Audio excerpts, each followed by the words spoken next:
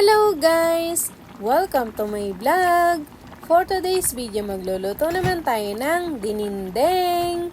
Tara, at panoorin nyo kung paano ko itong lutuin. Let's go!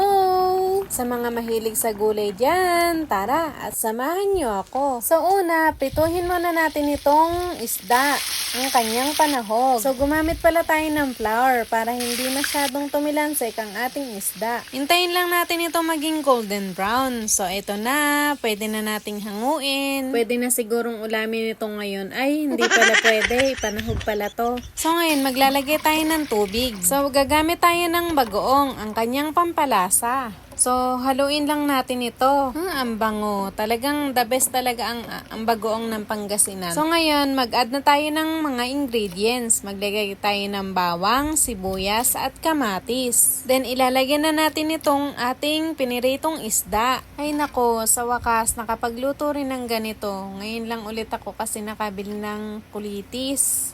Nakakagana talagang kumain kapag ganito ang ulam. Bali, papakuluan lang natin ito. Then, kapag kumulo na, tsaka natin ilalagay ang ating mga gulay. So, ayan, kulo na.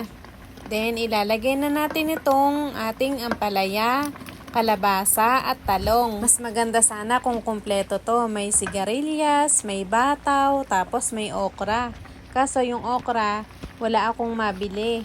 So ngayon, ilalagay na natin itong kulitis. Medyo konti nga lang yung nabili ko. Akala ko kasi marami yun kapag hinimay. Naalala ko ng mga bata pa kami. Yung likod ng bahay namin, bahay kubo. Dahil may kundol, patola, upot, kalabasa, at saka mayroon pang labanos mustasa. Ay ano ba yan? Napakanta na ako ng de oras. Pero totoo yun, mahilig kasing magtanim ng mga gulay sila nanay at tatay nung mga bata kami. Pero hanggang ngayon pa naman, mahilig talaga magtanim si nanay. Tipid din kasi kapag may tanim kang gulay sa paligid ng bahay mo. Hindi mo na kailangan bumili pa. So inilagay natin yung sili na yan, hindi yan maanghang. Bali, bahagya lang natin itong papakuluan. Malanta lang yung nilagay nating kulitis, then hahanguin na natin ito. So, ayan, ilalagay na natin toppings ang ating piniritong isda. Bali, hindi na pala ako nag-add ng asin kasi tama na yung alat na inilagay kong bagoong. Ano ba yan? Nabubulol ako. Ako talaga naman, mapapalaban na naman sa pagkain si Ma'am Chenyo nito. Malapit lang maluto ang ating ulam. O sa mga gusto maghingi dyan, bigyan nyo ako ng mangkok. Medyo marami kasi itong niluto ko. So, tara na at tikman na natin.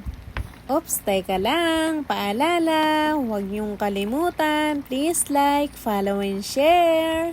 Thank you for watching guys!